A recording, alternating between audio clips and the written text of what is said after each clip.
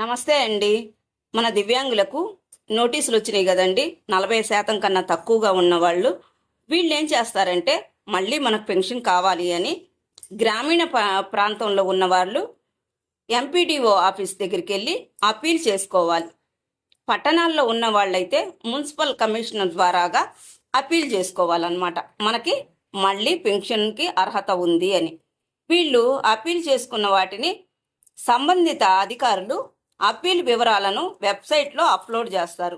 PD, DR and DA వారు government hospital వాళ్లతో coordinate అయ్యి తర్వాత అప్పీల్ చేసుకున్న వారిని ఎప్పుడు, ఎక్కడ, ఏ తేదీకి ఏ హాస్పిటల్కి రావాలని మన సచివాలయం సిబ్బంది మనకు నోటీసులు ఇస్తారు.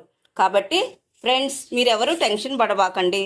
మన పెన్షన్లు మళ్ళీ మనకు వచ్చేటట్టుగా తప్పకుండా వెరిఫికేషన్ జరిగిద్ది, మనకి న్యాయం జరుగుతుంది. Thank you so much.